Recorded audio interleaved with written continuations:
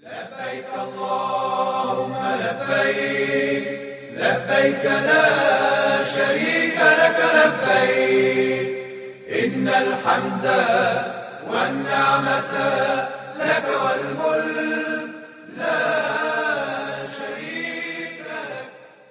أعوذ بالله من الشيطان اللعين الرجيم. بسم الله الرحمن الرحیم. अजीजान मोहतरम, हजना सिलसिला ऊपर पैगंबर इस्लाम हजरत मोहम्मद मुस्तफा सल्लल्लाहु अलैहि वसल्लम फरमाव्યું, અલ હજ યનફિલ ફક્ર.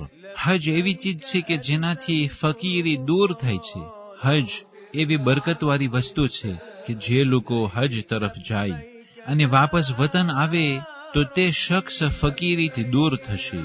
અઝીઝાને મોહતરમ, આ બહુ જ વિચાર કરવા જેવી હદીસ છે કે કેવી રીતના થઈ શકે કે એક શખ્સ હજમાં જાય અને વાપસીમાં કદી પણ ફકીર ન થાય. પૈગંબરના કલામ હક છે, બાકીનું હવે એ હાજીઓ ઉપર મહેનત કરવાની રહી કે તે લોકો હજ પછી શું કામ કરે કે જેનાથી તેઓ ફકીર ન થાય. આપણા પાંચમા ઇમામે મોહમ્મદે બાકીર અલૈહિસ્સલાતુ વસ્સલામ ફરમાવે છે, અગર જો કોઈ હજ તરફ જાય અને તે આ ત્રણ ચીજ અગર જો તેના પાસે નહીં હશે તો તેને હજમાંથી કોઈ પણ ફાયદો નહીં મળે. પહેલી ચીજ ઇમામે બાકીર અલૈહિસ્સલામ ફરમાવ્યું, જે લોકો હજ તરફ જાય છે અને તકવા અને પરહેઝગારી અલ્લાહનો ખૌફ દિલ અંદરમાં ન હોય તો હજનો તેઓને કશો પણ ફાયદો નહીં પહોંચે. જે હજના ફાયદાઓમાંથી આપણા માસૂમો જે હદીસો બયાન કરી છે કે હજમાંથી આટલા ફાયદાઓ છે, અગર જો તકવા અને પરહેઝગારી નહીં હશે તો કદી પણ હજનો ફાયદો તેઓને નહીં મળે. એનો કઈ શક નથી કે વાજિબાત અદા થઈ ચૂક્યું, હજ સહી, પણ હજના ફાયદાઓ માટે તકવા અને પરહેઝગારીની જરૂરત છે. બીજી સિફાત કે અગર જો નહીં હશે તો હજનો ફાયદો નહીં મળે.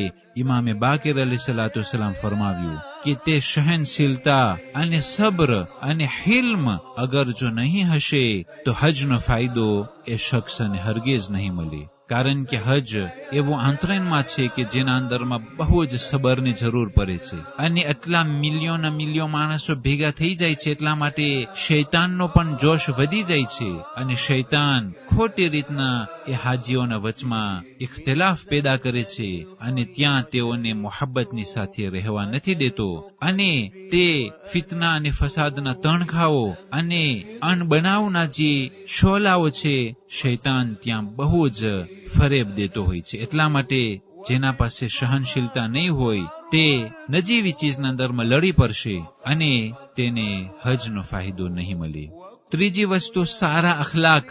એ સારા અખલાક, સારા કોમ્પોર્ટોમાં એ એવી ઉત્તમ વસ્તુ છે કે અગર જો હજમાં જે જાતા હોય અને સારો સ્વભાવ નહીં હશે તો તેને હજમાંથી કોઈ પણ કિસ્મનો ફાયદો નહીં મળે. અઝીઝાને મોહતરમ, હજના અંદરમાં કેટલા ઝયીફો આવતા હોય, કેટલી મા બહેનો આવતી હોય, કેટલા મરીઝો હોય. અગર જો સારા અખલાક નહીં હશે તો તે શખ્સ કદી પણ તે ઝયીફો ઉપર રહેમ નહીં કરે, તે મા બહેનોને એહતરામ નહીં કરે અને તે મરીઝો ઉપર દયા નહીં કરે.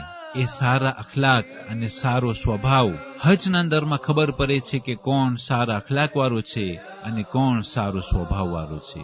અઝીઝાને મોહતરમ, હજનો અગર જો સારો અખલાકનો એક મિસાલ જોવો હોય તો બીમારી કરબલા, અસીરાને શિતમ, સૈયદે સજ્જાદ અલી ઇબ્ન અલ હુસૈન ઝૈનુલ આબિદીન અલૈહિસ્સલાતુ વસ્સલામ, આપણા ચોથા ઇમામ અલૈહિસ્સલામની જે સીરતો છે હજ દરમિયાન, જે કિરદારો છે હજના અંદરમાં, હકીકતમાં એના ઉપર વિચાર કરવા જેવું છે.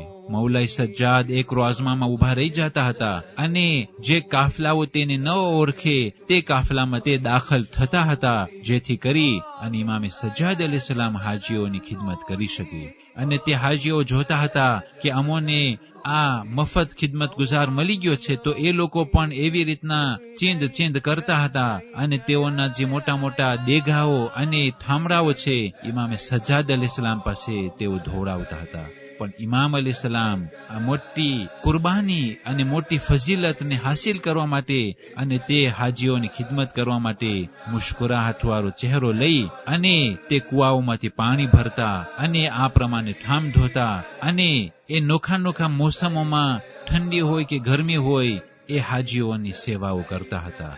પણ જ્યારથી તે લોકો ઇમામ અલૈહિસ્સલામને ઓળખી જતા તો ઇમામ અલૈહિસ્સલામ એ કાફલાને છોડી અને બીજા કાફલાઓમાં દાખલ થઈ જતા હતા. અઝીઝાને મોહતરમ, ઇમામે સજ્જાદ ઉપર લાખો સલામ થાય કે જે હજ દરમિયાન આપણને શીખાર્યા કે કેવી રીતના ખિદમત કરવાની છે અને કેવી રીતના અખલાકની સાથે પેશ આવવાનું છે અને કેવી રીતના તકવા, પरहेજગારી, સહનશીલતા અને સારો સ્વભાવ કેવી રીતના હજના દરમાં લઈને જવું, જેથી કરી અને હજના ફાયદાઓ એ હાજીઓને હાસિલ થતા રહે.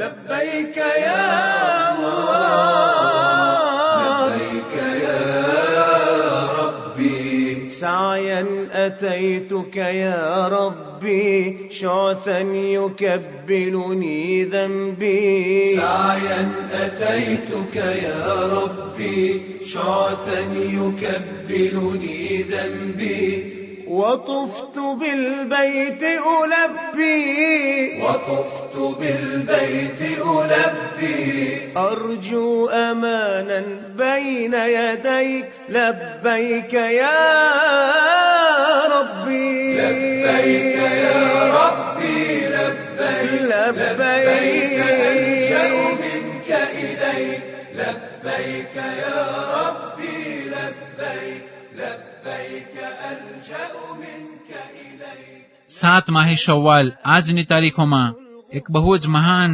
મરજે તકલીદ આયતુલ ઉઝમા સૈયદ અબુલ કાસિમ અલ કાશાની અલ્લાહની રહમતે પહોંચેલ છે કે જે 1381 હિજરી સનમાં આ મહાન શખ્સિયત અલ્લાહને પ્યારા થયા.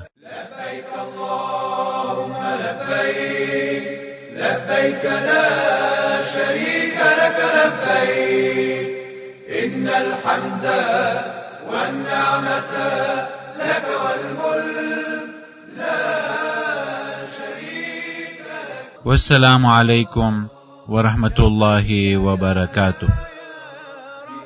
لبيك يا الله لبيك يا الله لبيك يا ربي من زمزم الخير شربت غسلت قلبي وأنبت من زمزم الخير شربت غسلت قلبي وأنبت وفي الصفا قد هرولت وفي الصفا قد هرولت وقلت يا ربي لبيك لبيك يا ربي لبيك يا ربي لبيك ألجأ منك إليك لبيك يا ربي لبيك ألجأ منك إليك.